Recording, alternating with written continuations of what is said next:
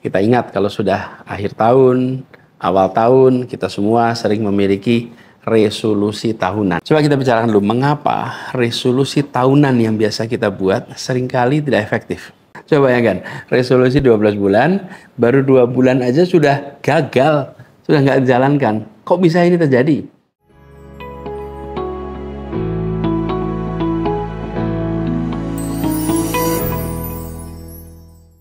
Assalamualaikum warahmatullahi wabarakatuh.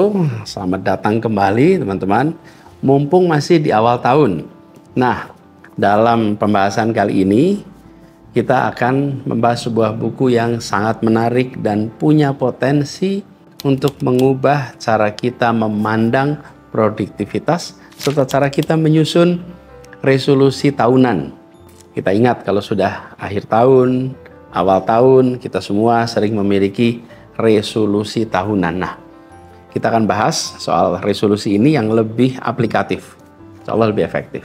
Nah, buku yang kita bahas, bukunya ini berjudul The 12-Week Year.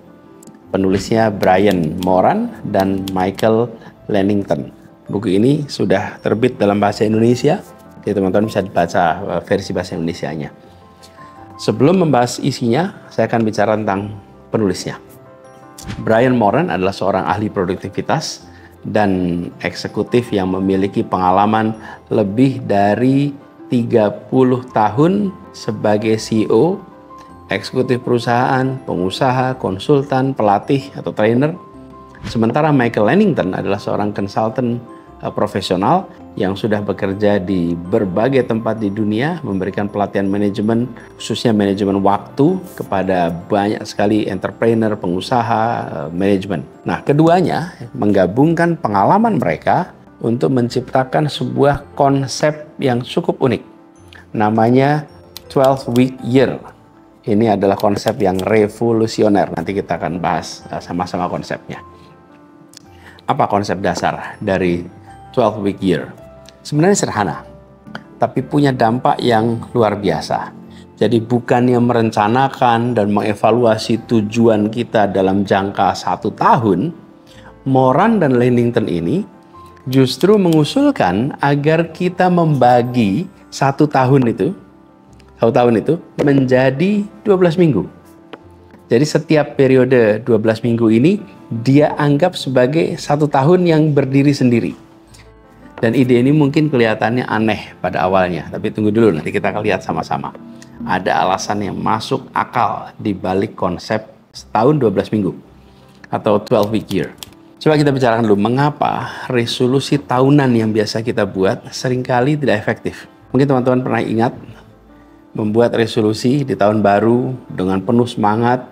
Tuliskan, misalnya akhir tahun ini akan turun berat badan, akan berhasil menulis, akan macam-macam tuh. Setelah mulai berjalan beberapa minggu, apalagi bulan, semua daftar itu terlupakan.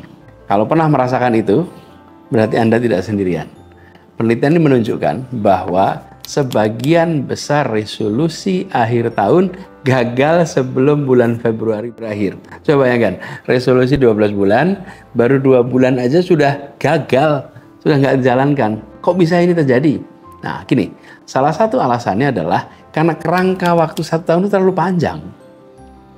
Ketika kita menerapkan tujuan untuk 1 tahun ke depan, maka sebenarnya alam bawah sadar kita, bahkan kesadaran kita, cenderung merasa ini waktunya masih panjang. Toh akhir tahun, masih 12 bulan. Nah, ini seringkali membuat kita jadi santai yang berlebihan, merasa tidak ada urgensi, ada pandangan, waktunya juga masih banyak. Akhirnya apa? Menunda, dan menunda. Dan selain itu, rentang waktu 1 tahun itu, ada banyak hal yang terjadi sepanjang perjalanan yang mungkin bisa mengubah prioritas, mengubah situasi kita, membuat tujuan awal yang dikatakan di awal tahun ternyata nggak lagi relevan. Nah, inilah sebabnya konsep 12-week year menawarkan solusi yang brilian. Dengan membagi 1 tahun menjadi periode 12 mingguan, kita menciptakan urgensi yang lebih besar.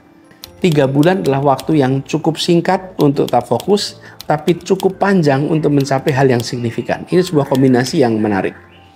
dia singkat untuk fokus, tapi dia panjang untuk signifikan. Nah, bayangkan teman-teman, jika kita bisa mencapai lebih banyak dalam 12 minggu daripada yang biasanya kita capai dalam 12 bulan. Jadi ada beberapa argumen kuat yang mendukung efektivitas 12 minggu tahun ini, atau 12-week year. Pertama, sistem ini meningkatkan fokus dan komitmen terhadap tujuan. Dalam rentang waktu yang lebih singkat, kita tidak punya ruang untuk terdistraksi, untuk goyah dalam komitmen. Karena kita dipaksa untuk fokus pada tujuan yang telah ditetapkan. Karena 3 bulan ini harus tuntas nih. Yang kedua, 12-week year ini meningkatkan akuntabilitas. Setiap minggu dalam sistem ini itu setara dengan 1 bulan dalam perencanaan tradisional. Ini berarti setiap hari menjadi berharga. Dan kita cenderung untuk lebih melacak atau tracking kemajuan secara konsisten. Kenapa ya? Karena 1 minggu disamakan dengan 1 bulan. Yang ketiga, sistem ini mendorong kita untuk menetapkan tujuan yang lebih realistis.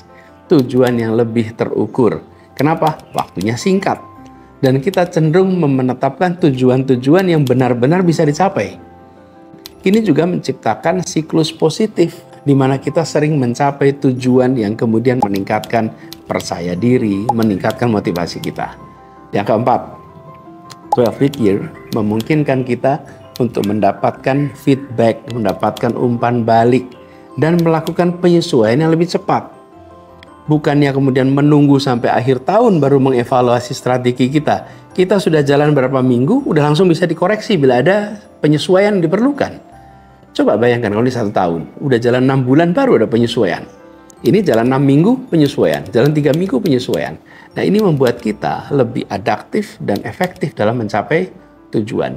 Jadi, teman-teman, itulah alasannya, 4 alasan mengapa 12-week year ini menjadi sebuah terobosan yang luar biasa dan efektif bagi kita semua.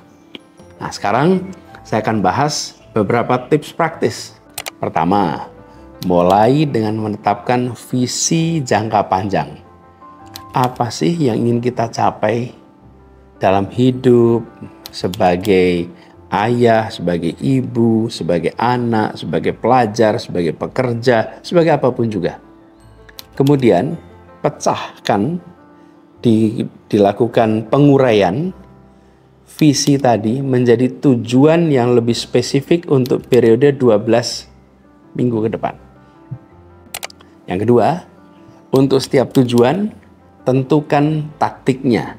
Tentukan tindakan spesifiknya yang harus dikerjakan setiap hari atau setiap minggu.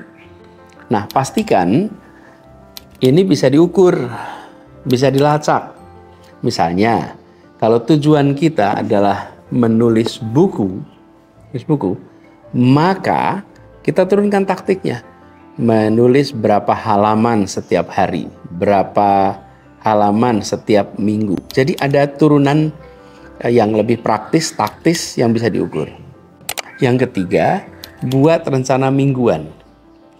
Rencana setiap pekan. Setiap pekan atau setiap minggu, rencanakan hal-hal spesifik yang akan diambil untuk mencapai target 12 minggu ini.